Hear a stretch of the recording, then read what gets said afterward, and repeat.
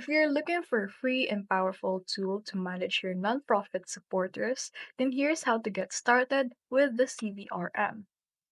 First, you need to log into your account. For instance, this is your account. You need to add or go to contacts, which you can see right here, to add or manage donors, volunteers, and members. You can tag group and search contacts easily. Click on contributions, which is the next page for the contacts. It records donations, set up recurring gifts, and send thank you receipts.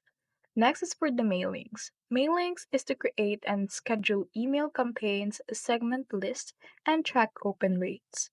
Now, for the events, is to build registration pages, track attendees, and manage payments all within the system. When you go to the support or search bar, which is right here, it is to filler data and generate detailed summaries of your outreach and fundraising reports. CVRM. Oh, if you want to grow your impact, then connect CVCRM with tools like Stripe, PayPal, or MailChimp for smoother workflows. So, CVRM is an open source, nonprofit focused, and totally customizable everything your mission needs in 2025.